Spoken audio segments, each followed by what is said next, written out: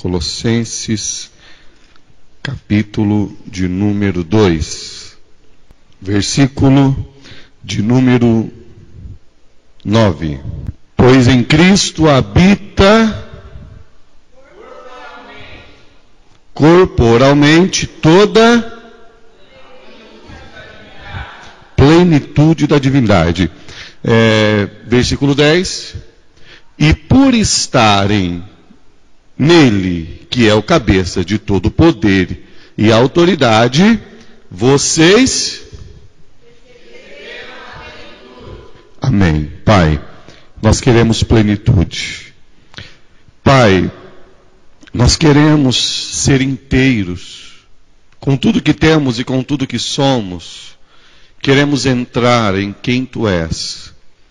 E nós queremos receber plenitude. Nós não queremos viver como o mundo, Pai, que se acumula de experiências e de conquistas, mas que não sai do lugar. Pai, nós queremos a plenitude de nos satisfazermos com pouco.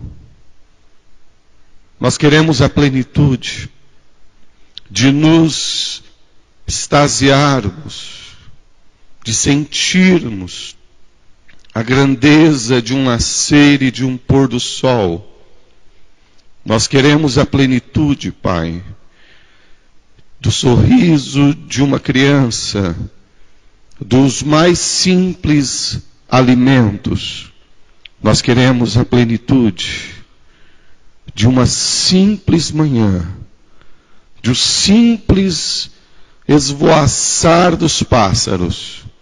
Nós queremos a plenitude de qualquer coisa que o Senhor criou, porque nós queremos estar em Jesus, para a Tua glória. Amém.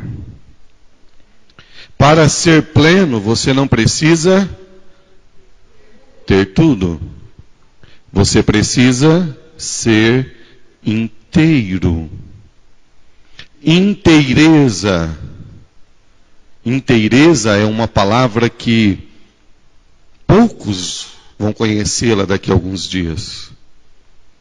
Porque raramente nós temos experiências inteiras, completas, plenas. A maioria das nossas experiências são passageiras, fugazes, que não completam, que não satisfazem. Amém, minha irmã. Deus abençoe. Muito obrigado. Tem um poema do Fernando Pessoa que eu gosto muito. Para ser grande, ser inteiro. Nada teu exagera ou exclui. Sê todo em cada coisa. Põe quanto és no mínimo que fazes. Assim em cada lago a lua toda brilha, porque alta vive. Nós precisamos, antes de continuarmos, responder a uma questão. Nós somos uma unidade? O homem é uma unidade? Ou o homem é dividido em algumas partes? Nós somos plenos ou nós somos facetados, divididos? O que vocês acham? Nós hoje somos plenos ou somos facetados? Para responder essa questão, nós temos de ir lá na criação. Deus criou o homem inteiro ou criou o homem com corpo, alma e espírito? O homem diante de Deus, obrigado, já vou ler. O homem diante de Deus, no jardim do Éden, naquela condição, ele era inteiro ou ele era facetado, dividido? A lua brilha inteira no Oceano Atlântico e numa pocinha de água na porta da sua casa. Porque a poça d'água é pequenininha. O reflexo da lua é só a metade ou ela aparece inteira lá? Aparece inteira. A lua aparece inteira no Oceano Atlântico, mas também aparece inteira no Rio Paraná. Aparece inteira no menor córrego da nossa região. Quando ela aparece, ela só aparece inteira. Ela brilha inteira em cada lago. Eu acho interessante esse poema porque ele mostra essa questão de colocar tudo que é em tudo que fazes. E o nosso grande desafio é ser inteiro. Porque o problema nosso, na nossa criação, Deus nos fez inteiro. Deus não fez o homem para ser corpo, alma e espírito. Deus fez o homem para ser alma vivente. Deus nos fez para viver inteiros na presença dEle. E para termos experiências que nos completassem por inteiro. Então, a primeira pergunta é: como é que Deus nos fez? Será que Deus nos fez? Hoje, claramente, quando é que nós vemos claramente a divisão entre alma e o corpo? Qual é o momento exato em que a gente vê a divisão entre a alma e o corpo? Quem sabe me dizer? Na hora da morte. É na hora da morte que você percebe que existe algo que não é somente o corpo. É uma hora muito clara. A pessoa estava ali conversando, de repente parou. Existe algo que não é só o corpo. Então, quando é que o homem se tornou, quando é que apareceu que o homem não é inteiro? Nós perdemos a inteireza. Foi através do pecado. Foi através do pecado que o homem passou. Ele perdeu a unidade. O que a Bíblia diz? Quando o homem morre, o que acontece? O pó. Como é que é? O pó, o corpo volta ao pó e o espírito volta a Deus. Há uma divisão. Está aí claro que aconteceu algo que rompeu a nossa unidade. E esse algo se chama pecado. O pecado não nos permite viver uma vida de inteireza. Por quê? Porque o pecado quebrou a plenitude que havia no homem. E é por isso que a gente precisa de muita coisa tentando preencher algo que poderia ser preenchido com coisas tão simples. Então, quando Deus nos fez para sermos corpo, alma e espírito, não. Deus nos fez para sermos alma vivente. Mas o que acontece? Por causa do pecado, houve uma divisão. E hoje, nós estamos em um corpo dominado pelo pecado e em uma alma dominada pelo pecado. E os dois, uma hora, vão se separar. E aí você vai ver claramente que o ser humano é formado de dois elementos: corpo e alma. A tricotomia, corpo, alma e espírito, é uma maneira de dizer, é uma maneira de ser redundante, que na verdade é dicotomia. Para ampliar, para acompanhar melhor a Bíblia, nós temos a dicotomia: corpo e alma. A gente fala espírito, que é uma maneira de ser redundante com relação à alma, de demonstrar que a alma ela tem algumas divisões. Por exemplo, quando a gente fala corpo, a gente não usa a expressão... vou usar uma expressão que me veio na cabeça agora aqui, que é para vocês entenderem. Separou a cabeça do corpo. Quem já ouviu essa expressão? Não é? Separou a cabeça do corpo. Mas então cabeça não é corpo? É ou não é corpo? É corpo, não é? Então quando fala separou a cabeça do corpo, quer dizer uma redundância. Quando fala corpo, alma e espírito, é uma redundância. E tem redundância maior ainda, que diz que nós devemos servir ao Senhor de todo o nosso coração, de toda a nossa alma, de todas as nossas forças. Então são maneiras diferentes de falar a mesma coisa. O homem é dividido em duas áreas. Uma área material, que você pode tocar, e uma outra área espiritual, que você não pode tocar. E é lá no Éden, o lugar que a gente perde a coerência dessas duas coisas. É muito, muito possível que alguns de vocês estejam aqui de corpo. Não pode acontecer isso? Mas a alma, o espírito está longe.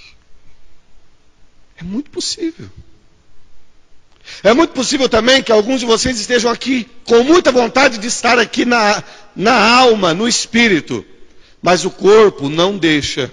Uma dor terrível, um problema físico, um problema de visão, um problema de audição. O corpo interfere e a alma não consegue estar aqui porque o corpo não deixa, algum problema. Então, Deus nos criou para experimentarmos a vida em uma unidade. Plenos. É por isso que o texto que eu li lá para vocês fala que Jesus traz no seu corpo o quê? O que ele traz no seu corpo? A plenitude da divindade. E aí lá no outro versículo, o apóstolo Paulo fala que nós também recebemos, quando estamos nele, a nossa plenitude. Porque nós perdemos a plenitude. A gente bebe a água que Deus nos deu só com o corpo. A gente não bebe a água mais com a alma. Porque se a gente bebesse a água que Deus nos deu com o corpo e com a alma, e isso acontece quando você está ligado em Cristo, isso acontece quando você está ligado em Cristo. Se você tomar a água que Deus te deu, fresquinha, descendo pela tua garganta, se você beber essa água com o teu corpo e com a tua alma, você começa a dar glória a Deus e chorar. Porque essa água entra não só no teu corpo, você bebe a água também com a tua alma. Mas houve essa divisão. E a maioria de nós faz algumas coisas com o corpo e outras coisas com a alma. Tem essa divisão. Porque lá no Jardim do Éden, quando o homem pecou, a primeira coisa que eles viram foram que estavam nus. E o que isso significa? Os olhos deles foram abertos para a divisão entre alma e corpo, porque eles não viam essa divisão. Para eles, estar nu, o corpo, era a mesma coisa da alma. Não havia dentro deles uma divisão entre o que estava fora e o que estava dentro. Irmã Sabrina, A criança, quando ainda está na inocência, ela vê diferença entre o seu corpo e a sua alma? Ela fica nua aqui, ela anda nua aqui. Por quê? Porque ela não sabe diferenciar. Ela é uma unidade, ela ainda carrega princípios daquela simplicidade. Lá no Éden houve essa divisão. E de lá para cá, os homens não conseguem mais servir a Deus em plenitude. Não colocam tudo o que são naquilo que fazem. Às vezes fazem só com o corpo, mas o coração está longe. Às vezes faz só no coração, mas o corpo não obedece. Tem vontade de fazer o certo, tem vontade de servir a Deus, sabe que deve fazer, sabe o que é certo, mas o corpo não obedece. Quem já não teve essa experiência? Não é? Por quê? Porque está havendo uma divisão. No teu espírito foi convencido que é bom orar, mas o teu corpo não. Na hora que vem a hora da oração, o teu corpo se manifesta das mais terríveis maneiras. Por que o teu corpo se manifesta das mais terríveis maneiras na hora da oração? Porque houve uma divisão entre o teu corpo e a tua alma. O teu espírito foi convencido. Você veio aqui no culto e alguém pregou e disse que orar é bom, e você falou: é verdade. Aí quando você chega na tua casa, o teu corpo não está em sintonia. O teu corpo quer dormir. E aí que vem a batalha. A plenitude foi perdida lá no Jardim do Éden. E de lá para cá, irmãos, ou nós vivemos só no espírito, tentando, ou nós vivemos só na carne, ou nós encontramos Cristo e nele nós restauramos a nossa plenitude. Então, a primeira questão é: Deus nos fez assim? A vontade de Deus era que fôssemos assim? Não. Essa divisão entre o corpo e o espírito se deu no pecado. Os irmãos entenderam isso aí? Compreenderam que a Eva e o Adão só viram o corpo depois que eles pecaram? Eles não tinham noção que eles não tinham noção que eles tinham corpo. Para eles era uma coisa só. Nenhum olhava para o outro e via um corpo. Eles eram uma unidade só. Imagina comer qualquer fruto que Deus fez com o corpo e com a alma ao mesmo tempo.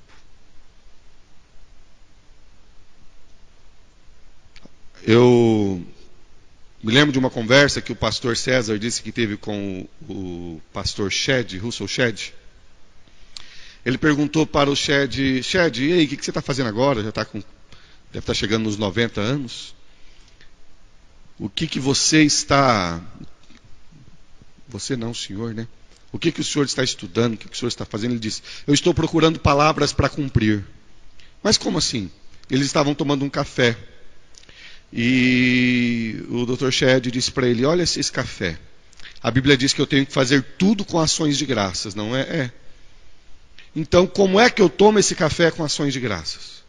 Como é que eu tomo esse café para a glória de Deus? Então, só tem uma maneira. Antes de tomar esse café, eu imagino que teve alguém que plantou esse café, que regou esse café, que teve cuidado para que ele crescesse sob proteção. Teve alguém que colheu esse café, colocou num cesto, ensacou. Teve alguém que carregou esse café em um caminhão.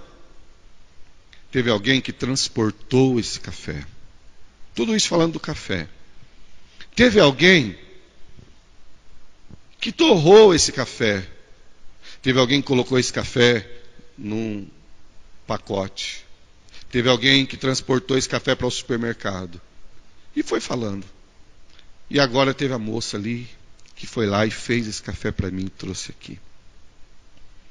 Como é que você toma um café sem ser só com a boca? Como é que você toma um café para além do sabor que ele te dá nos seus lábios? Está aí um bom exemplo. Ele tomou o café não só com os seus lábios, ele tomou o café também com a sua alma. Ele teve toda uma experiência de plenitude do café, desde a hora que ele foi plantado até a hora em que ele estava levando a xícara, e depois, lembrando, alguém ia pegar aquela xícara, lavar, levar e servir para outra pessoa. Plenitude é isso. Nós perdemos a plenitude das coisas porque nós não consumimos mais nada por completo.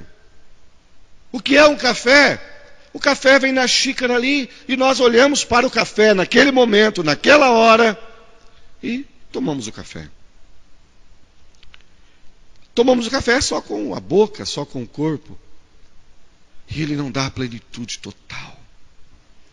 Então, os homens perderam a plenitude, perderam a ligação entre corpo e alma. Mas olha só, acompanhe comigo.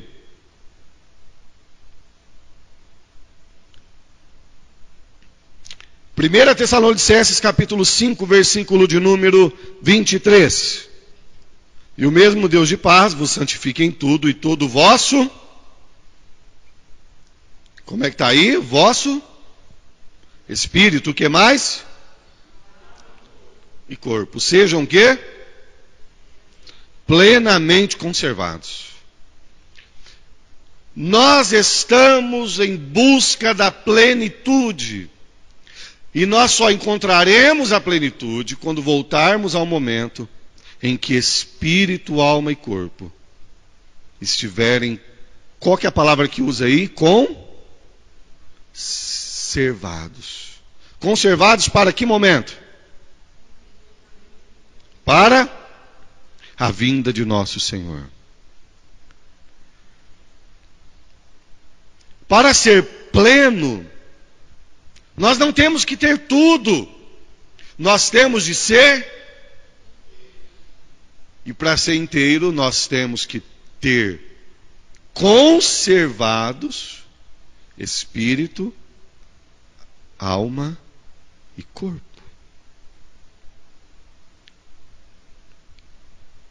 O pendor da balança para um deles pode ser perigoso. Tem crentes espirituais que veem demônios e anjos. Tem crentes espirituais que têm visões fantásticas, mas que não conseguem se relacionar nem com o próprio corpo e nem com o corpo do irmão que está aí ao seu lado. Plenitude é quando os três elementos aqui no texto se encontram. Plenitude é quando as nossas mínimas atitudes. Não adianta você comer a comida só com o corpo. Não vai dar plenitude. Não adianta você servir a Deus só com a alma. Vai ser gostoso aqui na igreja. No domingo à noite. Glória, glória, glória, glória, glória. Vai ser legal no culto de oração. Aleluia. Vai sentir a presença, mas não vai ser pleno, não será completo se o corpo não acompanhar. Tem de andar juntos.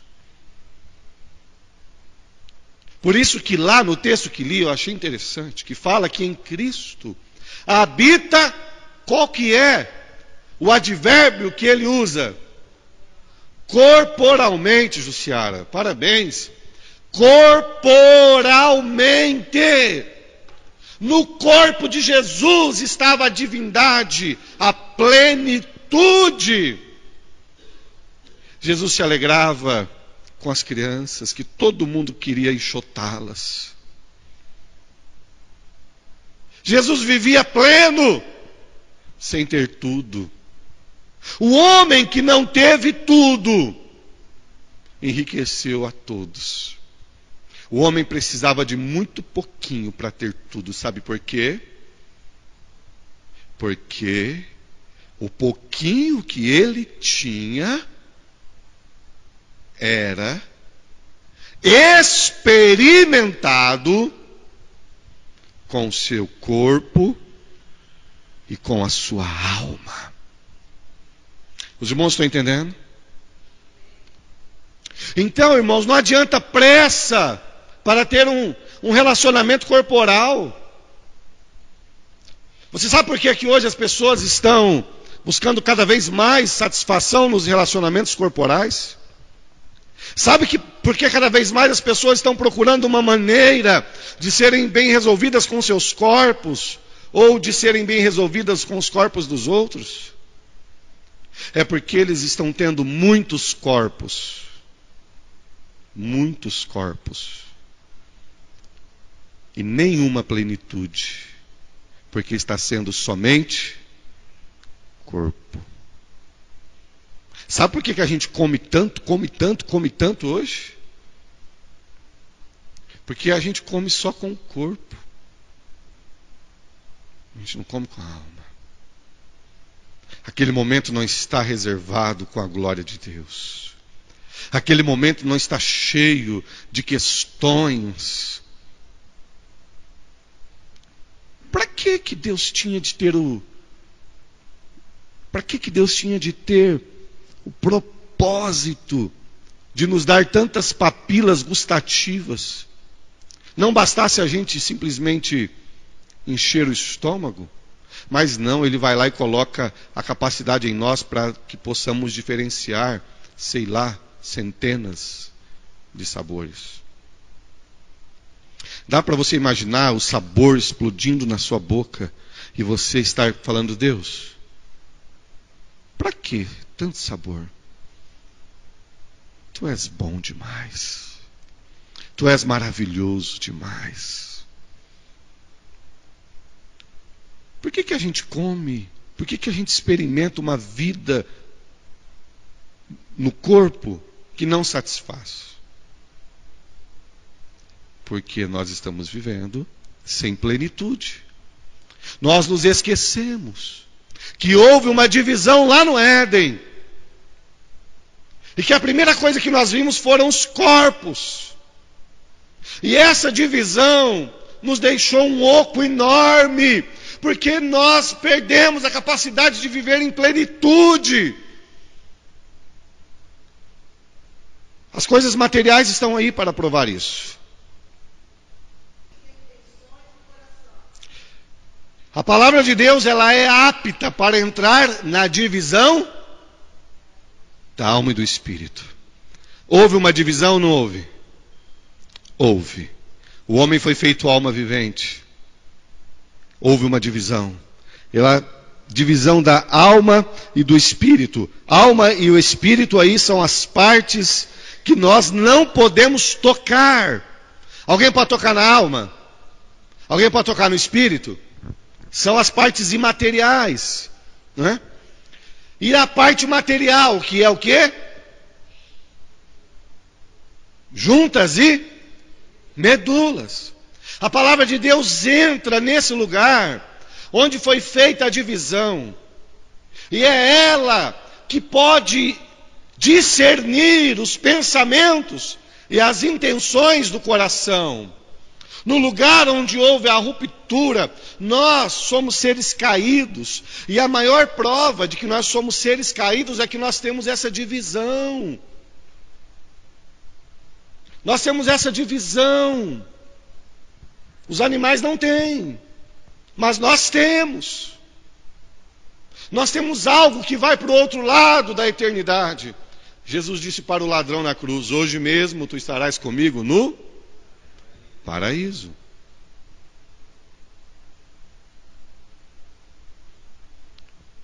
Então a palavra de Deus, ela entra nesse lugar onde foi feita a divisão. Lá no Éden. Por que ela entra nesse lugar? Para nos fazer plenos. Quando você tiver a plenitude em Jesus,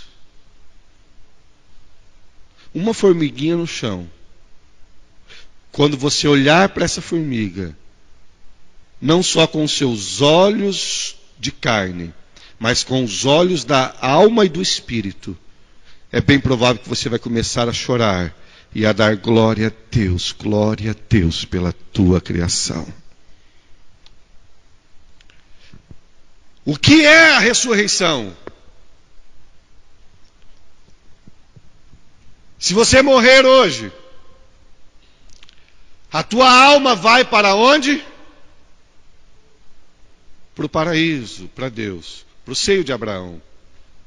Lembra do Lázaro que morreu? Para onde que ele foi? Para o seio de Abraão. Lugar de delícias. E você vai esperar o quê? O que você vai ficar esperando no seio de Abraão?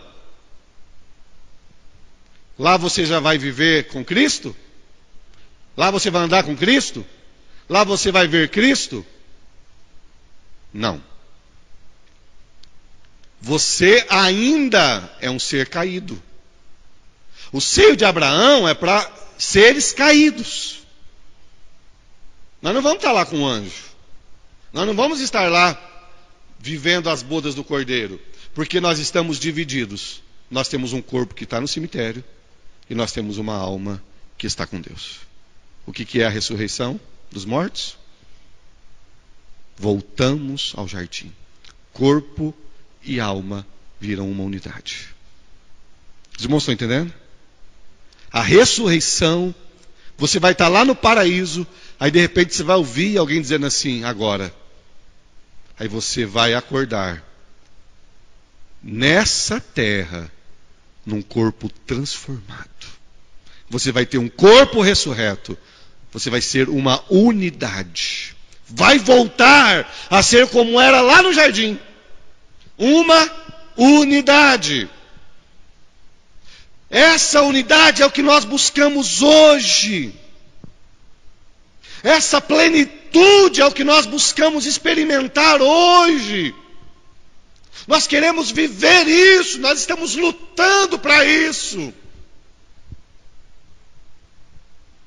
Nós estamos aqui em guerra para que isso aconteça. Nós estamos tendo nuances dessa plenitude. Se você buscar a Deus de todo o teu coração, de toda a tua alma, de todo o teu entendimento, você vai ter nuances, você vai experimentar o que é a vida eterna já aqui. Mas aí no outro dia você vai falar, meu Deus, hoje o meu corpo falou mais alto, eu estou na carne, eu estou no corpo, meu Deus me ajuda, vai para o jejum, vai para a oração, Senhor, eu quero viver na tua presença. Aí você volta de novo à plenitude, aí daqui a pouco vem pensamentos, vem sentimentos, meu Deus, meu espírito está contaminado com a ira, tira isso de mim, e você vai nessa guerra. Por isso que está falando, você tem que conservar isso santo, guerra constante, luta constante.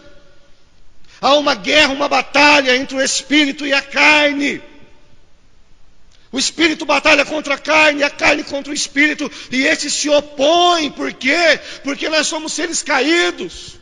Seres caídos perderam a unidade. Por que Deus é um? Sendo Pai, Filho e Espírito Santo. Porque não são seres caídos. Eles estão em perfeita harmonia. Com engano, sabendo que a pessoa nos odeia. Por quê? Porque nós estamos perdidos. Nós estamos na injustiça, nós não conseguimos ver a realidade. Sabe o que vai acontecer quando nós nos unirmos, corpo e alma, na presença de Deus? Deus vai destruir a terra. Nós vamos olhar para Deus, sabe o que vamos falar? Justo és tu, Senhor. O Senhor é justo. Mas hoje o que acontece? Fala a verdade. O político que rouba bilhões e deixa uma criancinha agonizando e morrendo, ele vai para a cadeia. Passa um ano que ele está lá preso, a gente olha para ele com aquela cara assim, definhado, a gente não fica com dó dele? Não fica com dó? Dá dó. Por que dá dó? Porque nós somos injustos. A gente não deveria ter dó. A gente não tem dó da pena de morte? A gente olha e fala, não deveria morrer. Matou tantas mil pessoas. Mas não mata ele não. Não é assim que a gente faz? Por quê? Porque nós somos injustos. Quando esse nosso corpo injusto nos deixar, Deus vai fazer juízo nessa terra. E você sabe o que diz lá no Apocalipse 16? Sabe o que os anjos falam? Justo és tu, Senhor. Eles estão bebendo sangue porque eles derramaram o sangue dos profetas. Mata mesmo. Nós vamos bater palma ver Deus fazendo juízo na terra. Nós vamos estar lá de cima olhando e falando, é isso aí, Deus. Sabe aquela pessoa do nosso lado que a gente defenderia? Que a gente falaria assim, não, Deus, hoje a gente faz, né? Não, Deus não faz isso com fulano, não. Deus tem misericórdia de fulano, não é assim que a gente fala? Por quê? Porque nós somos injustos, porque nós somos pecadores também. A gente não consegue olhar correto. Quando a gente sair desse corpo caído, a gente vai olhar e vai falar assim, Deus vai falar assim, ó, fulano pecou contra mim, eu vou matar agora. Você vai falar, Deus, que bom, hein? Mata mesmo. Por quê? Porque nós vamos estar livres. Deus é justo. Justiça. Você já pensou Deus sendo justo? Olhando para nós e falando assim, eu sei quem você é, eu sei o que você pensa, eu sei que você fala uma coisa com a tua boca, mas no teu coração tem outra. É por isso que nós somos salvos pelo sangue de Jesus, irmãos. Porque quando a gente chegar diante de Deus, quando a gente se aproximar desse Deus justo, nós vamos deixar de existir automaticamente, porque não vamos suportar.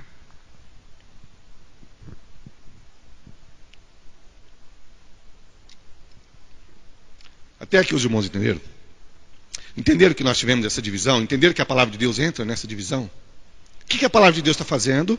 Ela está vasculhando essa divisão, está jogando luz nessa divisão e está falando assim, ó, você é pecador. Você precisa de arrependimento. Tome cuidado, porque Deus é justo. Ele conhece teus pensamentos. Ele conhece teus sentimentos. É muito forte. Ele está falando das promessas de redenção do nosso corpo. A promessa da salvação. Ele está falando, se nós temos essa promessa da salvação, o que é que nós temos de fazer? Como é que está escrito aí? Purificar o quê? O corpo e o espírito. Nós precisamos buscar plenitude, inteireza. Nós precisamos ser plenos, sem ter tudo. E a plenitude que Deus colocou é a relação entre o que você pensa, irmãos. Não tem nada melhor do que você viver o que você acredita. Não tem nada melhor do que você colocar o teu corpo para fazer o que você acredita. Plenitude. Você acredita de um jeito, mas o seu corpo faz de outro. Então como é que é o nosso amor ao Senhor? De todo o teu, de toda a tua, e de todo o teu, e de todas as tuas. Ó, nós temos 4 aqui, ó. Então aqui já não é mais tricotomia. Se fôssemos levar do ponto de vista ao pé da letra, aqui seria quatricotomia, né? Porque na verdade o que existe são 2 elementos.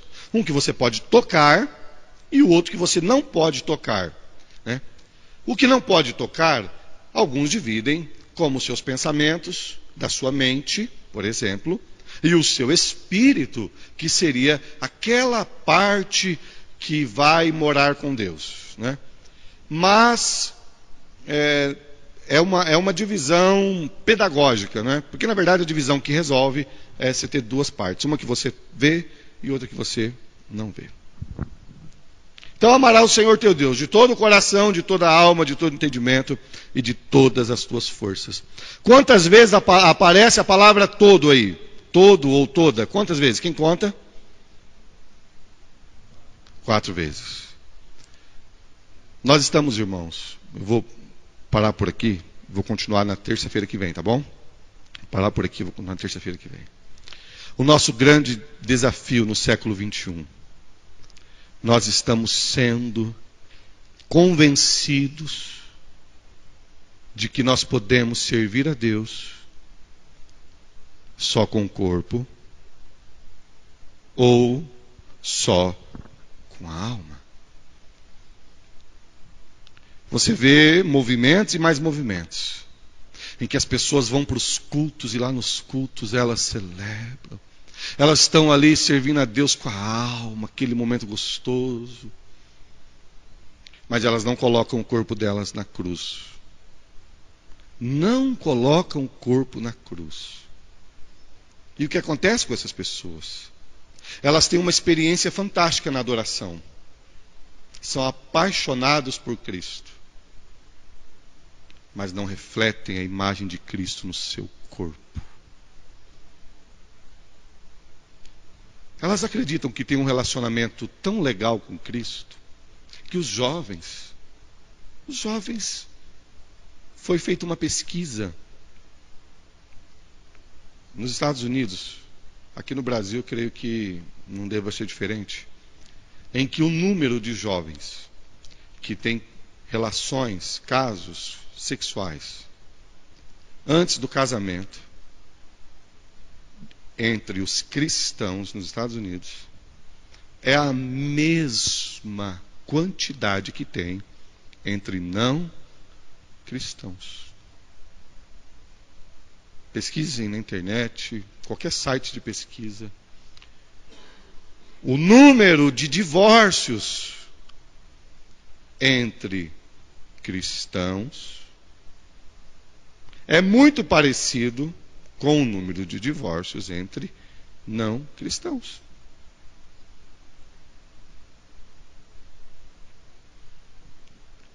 E você sabe por que essas pessoas estão fazendo isso? Porque elas estão vivendo uma experiência de fornicação, de prostituição com o seu corpo. Mas quando chegam na igreja, tem jogo de luz. Quando chegam aos cultos, tem aquela canção lírica, melodiosa, e a pessoa vai se derretendo, ela vai se apaixonando por Jesus, ela vai se apaixonando, ela vai sentindo aquela presença, ela vai servindo a Deus com a sua alma, com o seu coração, e no culto se derrama, e no culto é extasiante. Se chamar para vir na frente, vem, fica a poça de lágrima no chão. Ninguém pode falar para essa pessoa que ela não teve uma experiência com a sua alma. Mas quando ela sai da igreja, que ela precisa colocar o seu corpo como sacrifício vivo, santo e agradável a Deus. Eu não estou aqui condenando, eu não estou aqui julgando, eu não estou aqui apontando o dedo para quem faz isso. Eu estou dizendo que é por causa disso que essas pessoas estão frustradas com o Evangelho. Sabe por quê? Porque elas comem e nunca estão satisfeitas. Um amigo meu, professor, há pouco tempo chegou em mim e falou: Marcos, eu tive a maior experiência da minha vida. Eu fui num retiro, você não tem noção o que eu vi, o que eu ouvi, tal. Passou pouco tempo, ele se separou da esposa. E você encontra ele nos bares por aí. Essa experiência está sendo a de muitos. Deus quer o meu coração, é claro. Mas essa experiência não traz plenitude. Você vai querer cada vez mais adoração. Você vai querer que a igreja tenha cada vez mais louvores que mexem com a sua adoração, com aquele momento gostoso de chegar lá no trono de Deus. A pessoa vai se envolvendo cada vez mais nisso, mas nunca encontra plenitude. Vai dando cada vez mais vazão às emoções, aos sentimentos. Porque encontrou uma maneira de servir a Deus em espírito. E vocês viram aqui que tem que ser espírito, alma e corpo. Talvez é melhor você ter menos celebrações envolvendo a alma, o coração, mas que você possa colocar em prática no teu corpo. Talvez seja melhor você se alimentar menos, mas comer devagar, sentindo o sabor de cada momento. Talvez seja melhor você ler menos, aprender menos, mas o pouco que você aprende de coração, de alma, de corpo. Talvez seja melhor você ter menos propósitos, mas os que você tiver, você ir até o fim. Viver com eles uma experiência de inteireza. Início, meio e fim.